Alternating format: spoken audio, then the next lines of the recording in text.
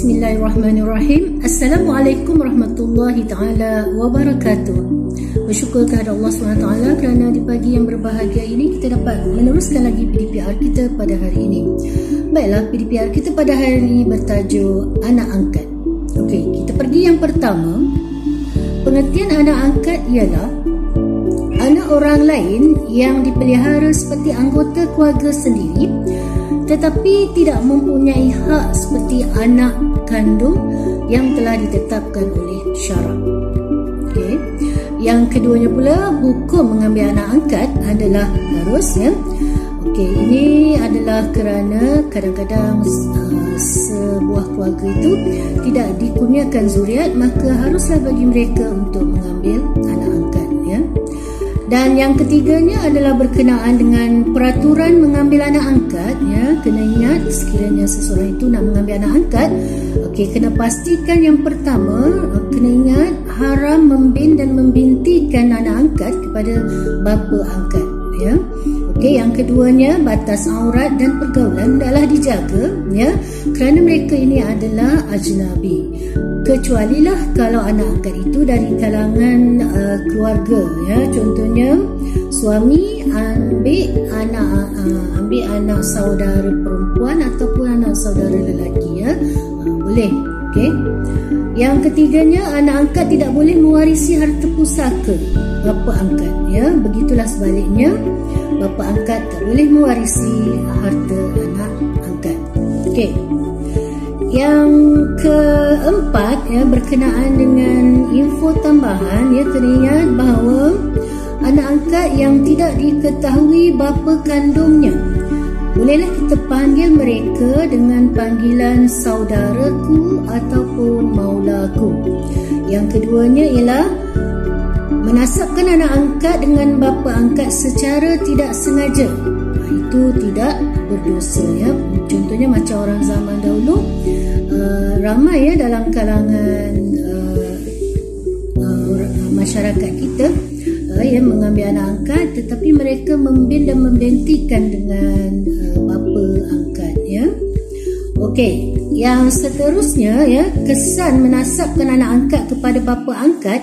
Okey, yang pertamanya, pernikahan tidak sah, ya, sekiranya wali adalah bapa angkat, ya.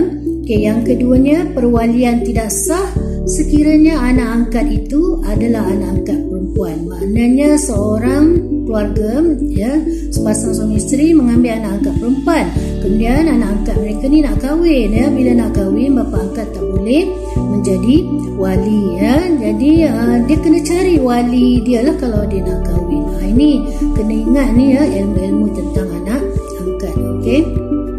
Yang seterusnya ialah cara anak angkat boleh mendapat harta daripada bapa angkat, ya. Anak angkat boleh juga mendapat harta daripada bapa angkat, ya, tetapi bukan melalui harta pusaka.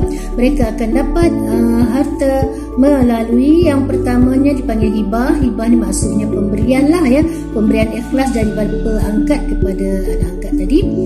Dan pemberian hibah ni dia mesti semasa hidup lah, ya. Dia bagi nama ataupun dia tukarkan akaun, ya, contoh duit simpanan, beri masa dia hidup, ya. Tukar yang duit simpanan bapa angkat tadi, tukar kepada nama anak angkat, boleh, itu dipanggil hibah. Okey, yang keduanya hadiah. Hadiah ni maknanya pemberian ataupun penghargaan, ya, untuk anak angkat ni tadi, ya. Okey, sebab dia menjaga dengan baik contohnya bapa angkat dan mak angkat. Jadi bapa angkat boleh beri hadiah kepada anak angkat. Okey. Dan yang ketiganya, anak angkat boleh mendapat harta melalui wasiat. Dan wasiat ni kena ingat, ya, tak boleh melebihi 1/3 daripada harta bapa angkat tadi, ya. Boleh beri tapi jangan lebih 1/3, ya. Yang seterusnya kita pergi kepada spektrum ilmu, ya.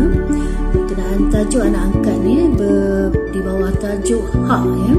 Apakah hak anak angkat dan anak kandung, ya, di atas beberapa perkara. Okey, kita lihat yang pertama berkenaan dengan nafkah dan kebajikan, ya. Anak angkat akan dapat nafkah dan kebajikan, begitulah juga dengan anak kandung, ya, dapat nafkah dan kebajikan. Yang Yang keduanya berkenaan dengan harta hibah, ya. Anak kandung akan dapat harta hibah, begitulah juga dengan anak angkat akan dapat harta hibah. Okey, yang ketiga berkenaan dengan pewarisan harta pusaka, ya, berkenaan dengan faraid. Anak kandung akan dapat faraid, ya, manakala anak angkat tak dapat faraid, ya. Dan perkara yang keempat berkenaan dengan wali perkahwinan, ya, anak kandung boleh diwalikan oleh bapa kandung tadi, manakala anak angkat tak boleh diwalikan oleh bapa angkat tadi, ya. Dan yang terakhirnya berkenaan dengan nasab, ya, anak kandung adalah merupakan nasab, ya, maknanya keturunan dan boleh dibinti dan dibinkan dengan bapa kandung tadi, manakala anak angkat tidak boleh dinasabkan dengan bapa angkat, ya. Dengan kata lain, tak boleh dibin atau dibintikan dengan bapa angkat. Baiklah, yang seterusnya kita pergi kepada kelebihan mengambil anak angkat, ya. Okey, yang pertamanya dapat mengeratkan hubungan silaturahim antara keluarga angkat dengan keluarga kandung, ya, agar dapat melahirkan masyarakat yang harmoni. Yang keduanya ialah dapat membantu keluarga yang kurang berkemampuan tetapi mempunyai tanggungan yang ramai supaya dapat menjalani kehidupan yang sempurna, ya. Maknanya anak angkat dia macam anak kandung jugalah, nakkan kehidupan yang aman, damai dan sempurna, ya.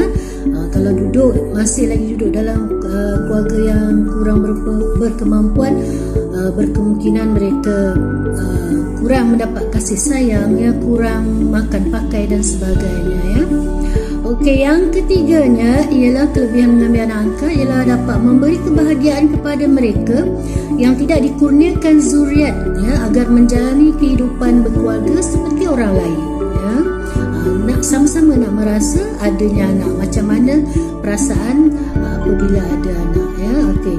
Dan yang keempatnya, ya, kelebihan mengambil anak angkat yang keempat adalah dapat melahirkan perasaan kasih sayang, ya, antara anak angkat dengan keluarga angkat supaya layanan yang diberikan adalah sama rata. Inilah dia kelebihan mengambil anak angkat. Baiklah, yang seterusnya kita pergi pula kepada subtopik kaedah yang terbaik, ya, jalan penyelesaian, ya, untuk menjaga aurat dan batas pergaulan dengan anak angkat, ya. Okey.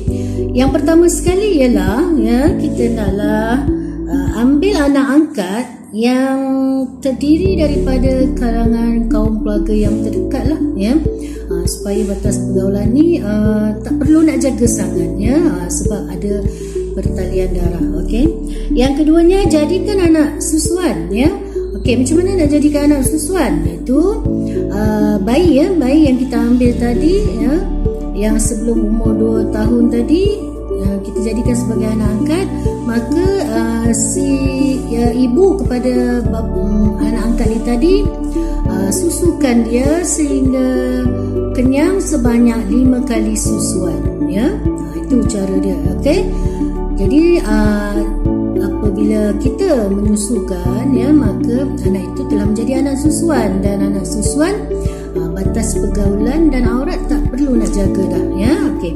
Dan yang ketiganya, berikan didikan agama, ya, berikan didikan agama yang secukupnya tentang batas aurat dan pergaulan kepada anak tersebut, ya. Dan jadi dia tahulah mana halal mana yang haram, ya.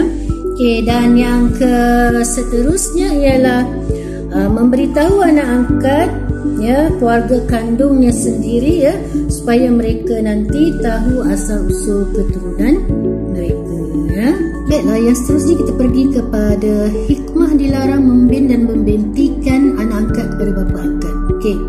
Yang pertamanya adalah untuk mengiktiraf keluarga bapa kandung, ya, dan mengekalkan kemuliaan pertalian nasab antara mereka, ya. Maknanya antara anak angkat tadi dengan keluarga kandung dia lah, ya. Yang keduanya untuk memelihara hak anak angkat dalam mewarisi harta pusaka bapa kandungnya, ya. Dan yang ketiganya adalah untuk menjaga batas pergaulan supaya aurat antara anak angkat dan keluarga angkat terpelihara, ya. Dan yang keempat, untuk memelihara harta pusaka bapa kandung, ya, dan salah silah keluarga supaya tidak bercampur aduk dengan anak angkat ya, yang tiada hubungan nasab dengan bapa angkat tadilah ya. Okey, dan yang terakhirnya adalah untuk memelihara hak wali nikah oleh bapa kandungnya dan mereka yang berhak menjadi wali. Maknanya kena ingat kalau anak perempuan tu adalah anak angkat, wali ni penting ya. Dia kena cari dulu bapa kandung dia untuk menjadi wali ya. Sekiranya tak ditemui, barulah pergi wali yang seterusnya mengikut ranking yang kita telah pelajari ya berkenaan dengan wali. Okey, dan yang terakhirnya ialah kelebihan ya ataupun hikmah dilarang membina atau membentikan anak angkat kepada bapa angkat ya adalah untuk ya supaya anak angkat ni tadi dapat mengenal asal usul keluarga kandung mereka dan supaya tidak berlaku kekeliruan pada masa akan datang ya. Itu saja buat kali ini ya. Sekian wabillahi taufiq wal hidayah. Wassalamualaikum warahmatullahi wabarakatuh.